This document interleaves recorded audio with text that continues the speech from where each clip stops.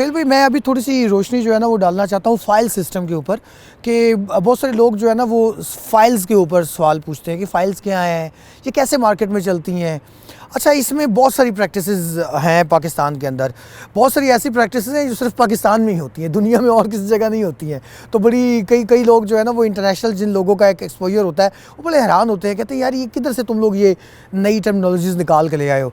लेकिन हैं, अब मिसाल के तौर पर फ़ाइल से भी पहले एक चीज़ है, डैट इज़ फॉर्म भेज दिया जाता है। एक हाउसिंग सोसाइटी किसी जगह पर आती है तो पहले उसका एक रजिस्ट्रेशन फॉर्म भेज दिया जाता है, वो फॉर्म सेल परचेज़ होता रहता है। वो फॉर्म सेल होने की वजह ये होती है बेसिकली कि उस फॉर्म ने मस्ट बुकिंग फॉर्म के साथ लगना होता है, ठीक है। तो इसलिए मतलब उसके बगैर बुकिंग नहीं होगी, उसके बगैर वो बेल्टिंग में नहीं जाएगा। तो वो फार्म भी मतलब 5,000 रुपये का फार्म मार्केट में जाता है, वो 35,000 40,000 को टच करता है। और समटाइम हम बैरिया का काम कर रहे हैं तो बैरिया में तो हमने 1 लाख रुपए तक भी फार्म की कीमत देखी है। 5,000 वाला फार्म 1 लाख तक भी गया कि लोग उस फार्म के पीछे जा रहे हैं कि जी हमने बुकिंग करानी है। बुकिंग कराने वाले लोग काम होते हैं ज़रा सट्टाबाज किस्म के लोग जो है ना उसमें ज़्यादा इन्वॉल्व हो जाते हैं, जो पैसे के साथ पैसा, बस उन्हें मल्टीप्लिकेशन चाहिए होती है। मैं रिकमेंड करता हूँ कि आप इस तरह के कारोबार का ऐसा ना बना करें, ठीक है, क्योंकि इनके रेट्स कोई बहुत ज़्यादा सैचुरेट होते हैं और फिर बाद में लोग जो है ना तंगी तकलीफ़ का सामना करते हैं और फिर प्रॉपर्टी डीलर्स को गालियाँ देते हैं कि जी उन्होंने हमें कहा था।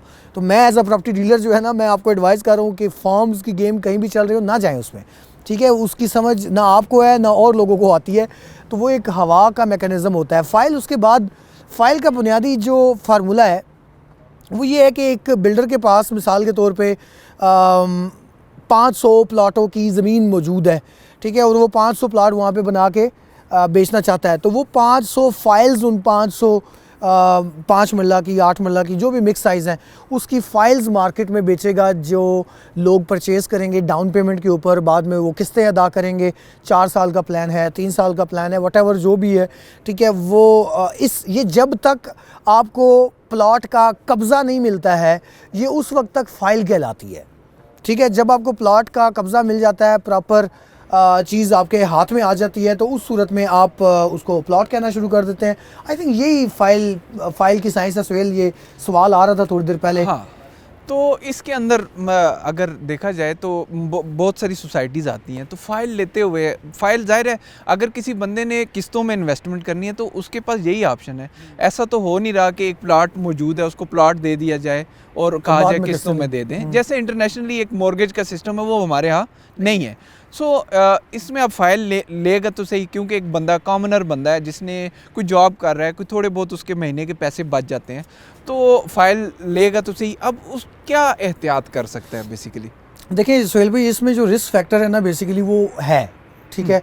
अब जो गवर्नमेंट ऑफ पाकिस्तान है, बेसिकली आपने कहा कि इंटरनेशनल लेवल पे ये होता है कि घर ख़रीदना है, प्लॉट ख़रीदना है तो आपको बैंक मॉर्गेज कर देता है, ठीक है। बैंक्स को गवर्नमेंट, जो उधर की गवर्नमेंट्स होती हैं उन्होंने इसके ऊपर लगाया हुआ है, चलाया हुआ है। बेसिकली गवर्नमेंट बैंक को कहती है जितना मर्ज़ी पैसा कमाओ, लेकिन लोगों को घर बनाने के लिए और प्लॉट ख़रीदने के लिए तुमने पैसे देने हैं, ये गवर्नमेंट पुश करती है उनको। जबकि हमारे इधर ये नहीं है। हमारे इधर अभी तक गवर्नमेंट ने लैंड का जो सिस्टम है वो इतना कॉम्प्लेक्स है कि जब कोई बैंक किसी भी लैंड के अगेंस्ट या घर के अगेंस्ट जो डॉक्यूमेंट मांगता है, जो उसकी लीगल रिक्वायरमेंट है बाय स्टेट बैंक, ठीक है, तो वो लीगल रिक्वायरमेंट ही पूरी नहीं कर सकते लोग, ठीक है। उस तरह उनकी जब लीगल रिक्वायरमेंट पूरी नहीं होती, बैंक उन्हें पैसे नहीं दे सकता। इसलिए ये प्रैक्टिस तो ना होने के बराबर है पाकिस्तान के अंदर, ठीक है। इसलिए फिर दूसरी तरफ सारा रुझान चला जाता है कि एक बिल्डर अनाउंसमेंट करता है आके कि जी हम यहाँ पे हाउसिंग सोसाइटी बनाएंगे, हम आपको वो मतलब ये बना के देंगे, वो बना के देंगे, ठीक है। तो लोग उसको किस्तों में पैसे देना शुरू कर देते हैं। ऑफ कोर्स लोगों के पास इसके अलावा चॉइस नहीं है। दूसरी चीज़ इसमें रिस्की ये होती है कि हमारे जो एनओसीज़ के प्रोसेस हैं, लीगल डिपार्टमेंट्स हैं हमारे, या रेगुलेटरी जितने भी अफेयर्स हैं, वो बड़े मुश्किल हैं। वो फैसिलिटेट करने के बजाय वो ट्रैप करते हैं, ठीक है। तो बिल्डर को वो ऐसे रास्ते दिखाते हैं अंडर द टेबल वाले कि आप जाएं, आप लें लोगों से पैसे, ठीक है, कोई मसला नहीं है, आप काम करें, आप बाद में फ़ाइल जमा हो जाएगी, ऐसे हो जाएगी। वो जाता है मार्केट में, लोगों से पैसे लेना शुरू कर देता है, लोग उसे पैसे दे भी देते हैं। जब पैसे उसके अकाउंट में चले जाते हैं तो फिर उसको वारंट आते हैं कि हम तो तुझे गिरफ्तार करेंगे, तूने पब्लिक मनी ले कैसे लिया है। तो इस तरह उसको ब्लैकमेल करके, बिल्डर्स को ब्लैकमेल करके उनसे पैसा लिया जाता है। इधर पब्लिक फंस जाती है। अगर नैब में कोई मामला चला गया है, मैं सॉरी टू से आपने बात फ़ाइलों की लेकिन इधर चलेगी, बेसिकली ये हमारे मुआशरे का एक बड़ा तकलीफ़ दह पहलू है कि लोग फंस जाते हैं। पाकिस्तान के अंदर जब बैरिया टाउन मलिक रियाज साहब ने लॉन्च किया था 1996 में, तो उस वक्त उन्होंने एक रिसर्च करवाई थी कि पाकिस्तान में आज तक कितने housing project, building projects launch हुए हैं, कितने डिलीवर हुए हैं, कितनों के पास NOCs हैं, कितने लीगल हैं, कितने अनलीगल हैं। तो बिलीव मी के मतलब हैरान कुन किस्म के स्टैट्स हैं वो सारे, कि उनमें से 70-80% प्रोजेक्ट जो लॉन्च हुए वो आज उनका नामो निशान ही नहीं है, पता ही नहीं है वो कौन लोग थे, किन लोगों ने पब्लिक से पैसा लिया, वो कहाँ चले गए। ठीक है, गवर्नमेंट ने उनको रोका नहीं रोका, पब्लिक को पैसे मिले नहीं मिले, हर चीज़ सवाल है। मतलब इस तरह की बैड प्रैक्टिसेस में पाकिस्तान के अंदर चीज़ों के मामले में बहुत ज़्यादा मोहतात होने की ज़रूरत है।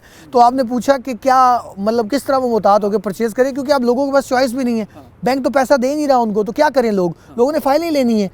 तो इसमें यह है कि आप उस बिल्डर से, जिससे भी आप डेवलपर से वो ज़मीन परचेज़ कर रहे हैं, वो क्रेडिबल होना चाहिए, वो सरकारी अदारों के साथ कहीं ना कहीं एंगेज हो, कुछ ना कुछ मामला चलाता नज़र आ रहा हो कि ये काम कर रहा है।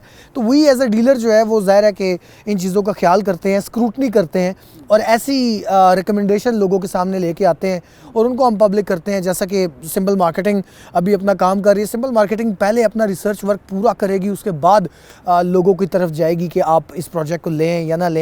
सो डेट्स हाउ, फाइल्स के अलावा ऑप्शन लोगों के पास नहीं है। और फाइल्स लेने से पहले बहरहाल आप जितनी भी वेरिफिकेशन हो सकती है उस प्रोजेक्ट की, उस डेवलपर की, उस बिल्डर की प्रोफाइल देखें, उनके डिलीवर्ड प्रोजेक्ट देखें, ठीक है, फिर उसके बाद आप ऑफ कोर्स फाइल परचेज करें। और दूसरा देखें, एज ए कस्टमर आपको कुछ चीज़ें ना जहन में रखनी होती हैं। देखें, अगर पाकिस्तान के मार्केट के हिसाब से आपके पास इतने पैसे हैं कि आप प्लॉट कब्ज़े वाला ख़रीद सकते हैं तो ख़रीद लें, ठीक है। अब अगर नहीं है तो इस रियलिटी को एक्सेप्ट करें कि आपको प्लॉट मिलेगा 8-10 सालों के बाद ही, क्योंकि आप जब वो उसमें पैसा इन्वेस्ट कर रहे हैं, अभी वो एक पीस ऑफ लैंड है, उसने डेवलप होना है, उसने बहुत सारे प्रोसेस से गुजरना है। तो अगर आपके जहन में एज ए कस्टमर ये होता है तो आप ज़रा सुकून में रहेंगे। अदरवाइज़ अगर आपने ये सोचा हुआ कि मैं आज लैसा तो कल डबल हो जासी, तो टेंशन डबल होगी, फाइल नहीं डबल होनी। तो बात ये है कि थोड़ा सा इन चीज़ों को जहन में रख के चलें। बिल्कुल ठीक कहा है आपने। लोगों को, और अमूमी तौर पे देखें, जो अमूमी तौर पे लोग फंसते कौन लोग हैं, जो बहुत ज़्यादा लालच का शिकार होते हैं। मार्केट में लोग आके बैठते हैं, वो कहते हैं जी आप हमें पैसे दें, हम आपको प्लॉट भी देंगे, हम आपको इसका अप्रिसिएशन भी देंगे, हम इसका रेंट भी देंगे, हम आपको ये भी देंगे, हम वो भी देंगे। मतलब यार इस तरह कारोबार में नहीं होता है, ठीक है। कारोबार में रिवार्ड एंड रिस्क दोनों होते हैं और आपको ऐसी जगह इन्वेस्ट करना चाहिए जहाँ पे ऑफ कोर्स मतलब रिस्क फैक्टर साथ होता है। तो चलाएं यार रिस्क फैक्टर को, हम अल्लाह पर यकीन करके जो है ना इस ज़िंदगी को, इसके मामलात को ड्राइव कर रहे होते हैं। सो डैट्स मतलब कारोबार भी ऐसे ही चलता है। और अगर हम थोड़ा एहतियात के पहलू मलूज़ खातिर रख कर और अपनी रिसर्च पूरी करके फिर आप इन्वेस्टमेंट करें और फिर उसके बाद मतलब आप अल्लाह पे छोड़ दें, अल्लाह ताला बेहतर नताइज देने वाला है। और दूसरा, रियल एस्टेट जो है ना सब्र का गेम है, सब्र का गेम। अगर इसके अंदर किसी ने कुछ हासिल किया ना तो सब्र से ही हासिल किया। वो 8-10 साल उसने इसके अंदर लगाए हैं, क्योंकि रियल एस्टेट के अंदर होते हैं साइकिल्स कि कभी इसके डिमांड एंड सप्लाई, डिमांड ज़्यादा हो गई है और सप्लाई कम है तो आपको पता है कि इसके रेट्स ऊपर चले जाएंगे। सिमिलरली ये साइकिल्स मूव होते हैं। तो आपने अगर एक पूरा साइकिल वेट कर लिया है जो तकरीबन 5 से 6 साल में मूव करता है, तो ऑब्वियसली आप इसमें से कुछ अर्न कर देंगे। लेकिन अगर आप किसी टाइम पे ऐसी लालच का शिकार हो गए हैं कि आपने देखा है कि मैं आज लूँ कल चीज़ें डबल हो जाएं, तो उसके अंदर आप हमेशा एहतियात करें। जहाँ भी गैर ज़रूरी प्रॉफिट्स आपको नज़र आ रहे हों, उन चीज़ों से बचें, क्योंकि वही ट्रैप्स होते हैं, उन्हीं में ज़्यादा लोग फंसते हैं। आई थिंक मेरा ख्याल है आपने बात एडवाइस कर दी है। हाँ। बात यही है, जहाँ आपको एक्स्ट्रा ऑर्डिनरी प्रॉफिट दिखाए जा रहे हो वहाँ मोहतात हो जाए, ठीक है, वहाँ मोहतात हो जाए, मोहतात होकर चलें।